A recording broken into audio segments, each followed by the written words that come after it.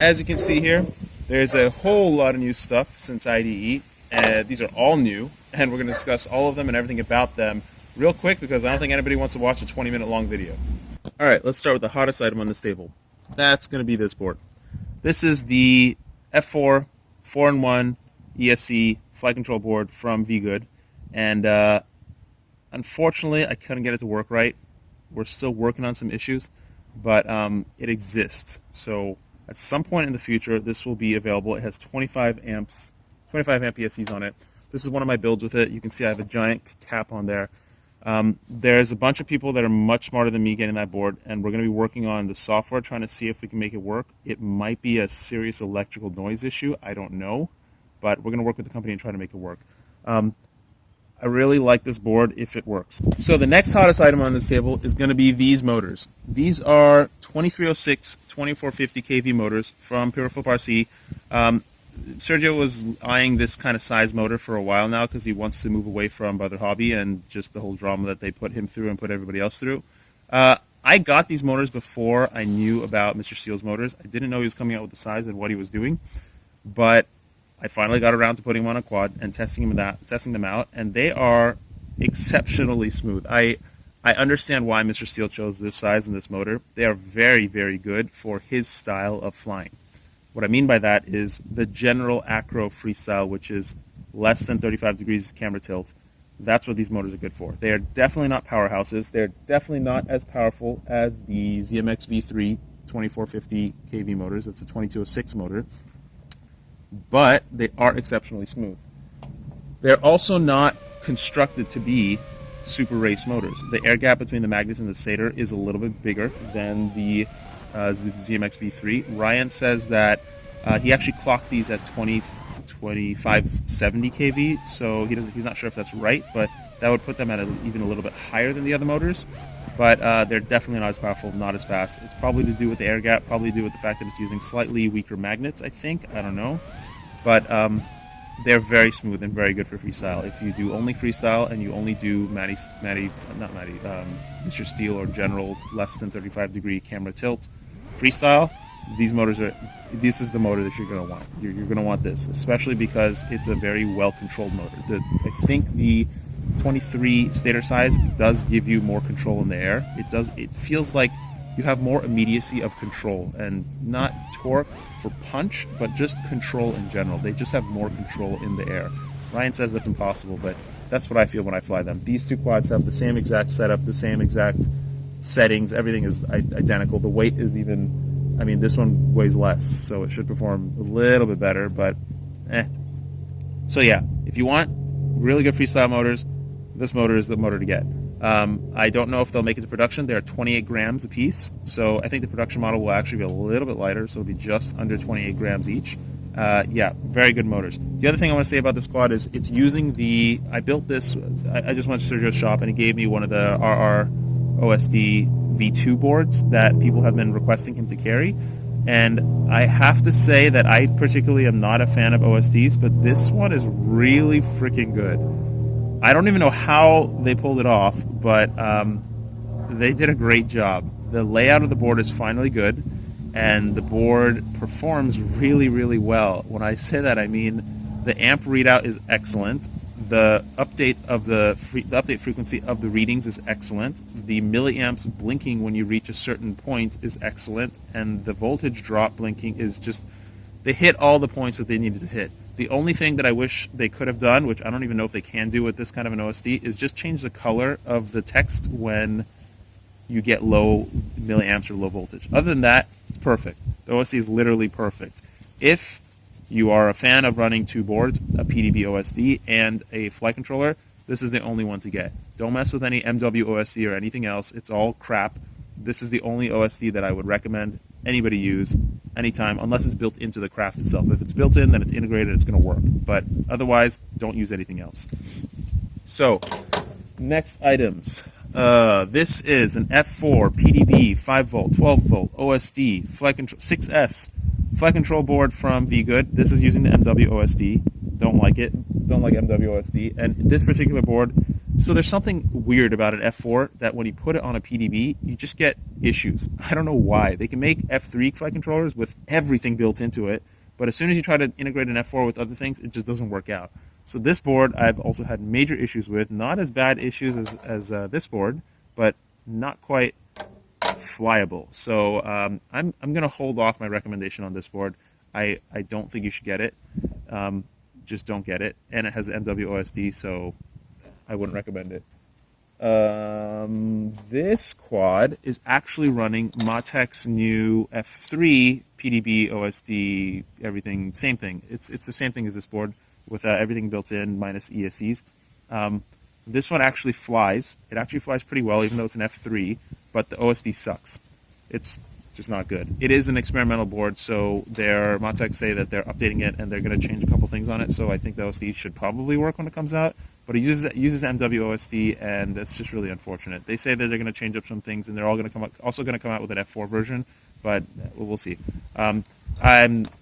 After using the RROSD, these boards have to prove to me that they are worth their weight in the quad. The RROSD is really that good. So then we get to this.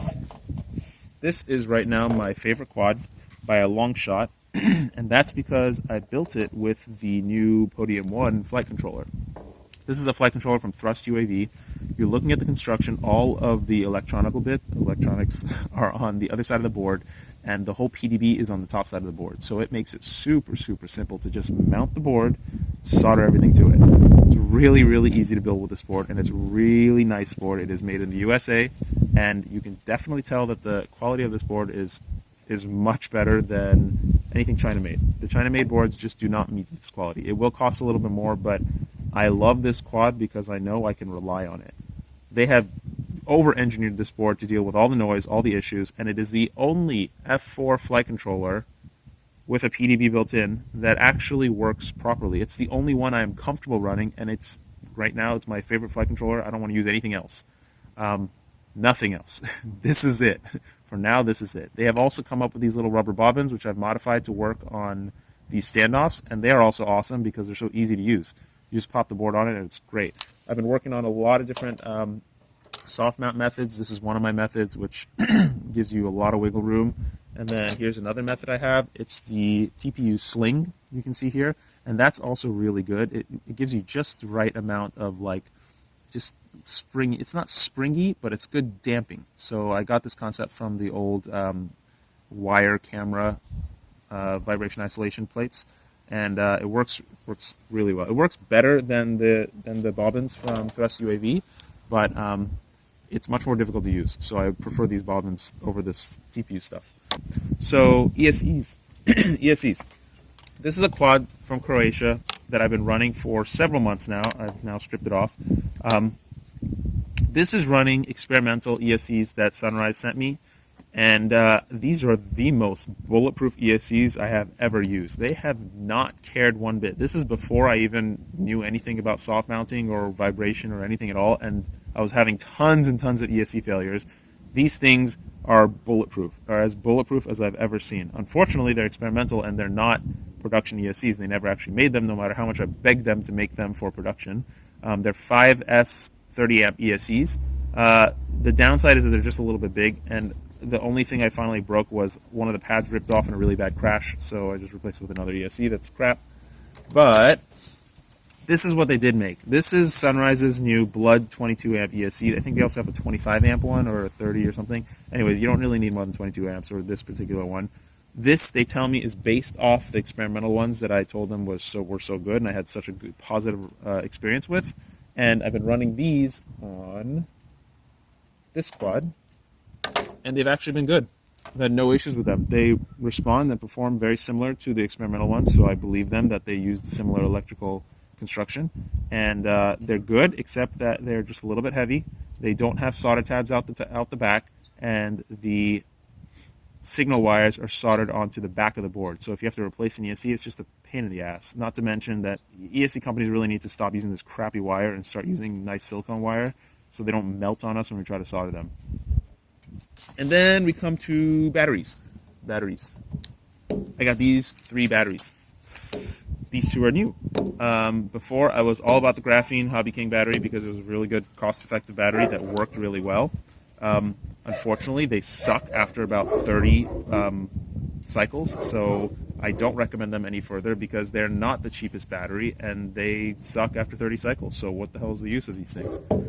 This is the next battery that I got. This is the Revo Electric's 1500 milliamp battery. It is a 4S HV pack, and I've been charging them to HV, and I'm on about cycle 20, and they are perfect. They're still perfect. I mean, it's a brick. It has zero puffing, and it even has a little temperature sticker on the side, which I've never really passed the second. I mean, I've almost kind of touched the third temperature, but Sergio runs them to the third one every single time. They've been really good. They've been really good. I really like this pack. 1500 milliamps. You can definitely tell that it's 1500 milliamps. You do get a little bit more flight time. This battery is the next battery that I would say tops the Hobby King Graphene by a long shot. This is China Hobby Line 1355C. They have a 70C version. They also have 1500 milliamp 70C version batteries. Unfortunately, they're perpetually sold out. You really have to be on it and on the site constantly looking for the batteries when they are available in the U.S. market, U.S. warehouse. They are $11. This is an $11 battery, and it performs as good as the Hobby King Graphene. Maybe just a hair less because it's 55C, and it is just a little hair lighter than the Hobby King battery. But it's it's good. It's good for $11. It's excellent, and I will run these for acro and regular stuff because it's a good battery. And then another thing I forgot to talk about is this is another flight controller from Sunrise. It is an F4 20x20 mounting flight controller, and it has 5-volt BEC built into it. This is really nice. I think it's going to be an exclusive to Get FPV. I think they paid for that. And this is their 10 amp 4-in-1 20x20 mounting ESC, which they fit perfectly together. And I've got a bunch of stuff coming for a little 2-inch build that I hope works out really well. I think their primary motivation to make this board was when I was trying to design an all-in-one like this board, except that I don't like the fact that everything is built into one board and you have the noise issues and all the other crap that you have to deal with. So I recommended that they make a 4-in-1 ESC, which is actually 2-in-1 that connects together to become 4-in-1. Intricate designs I gave them. And then they mount a 20x20 F4 flight controller on top of it that's already soft mounted. And the concept of this is that you can take the whole thing apart and replace anything you want. And the flight controller is already soft mounted, so you just hard mount anything. You don't have to worry about anything. And it's an F4 and it's all in one. It works great. So that was my concept for the all-in-one. Now that I've used the Podium one, I wouldn't even bother. I would just go with this, and these ESCs are so small that I can just stuff them anywhere. I really like the setup a lot. This is the perfect setup for me right now. If I'm going to recommend anything, I would still recommend the Hyperlight Team Edition ZMX V3 2206 2450 kV. I haven't tried the V4 yet. I hope to try it soon, but I also expect the amps on the V4 to be a little bit more. But these are excellent with the SpeedX 20 amp ESCs, with the Podium 1 flight controller, which is not even out yet, but that is the gold. That's the gold. Podium 1 is the gold. I sound like I'm a poster boy for this company, but it's really freaking good, and they definitely know what they're doing. That's it for now. And I think I was flying here about a year ago, and this tree, there was a tree over here, right here. And I came back to fly because I'm better at flying now, and it's gone. They ripped out my beautiful tree.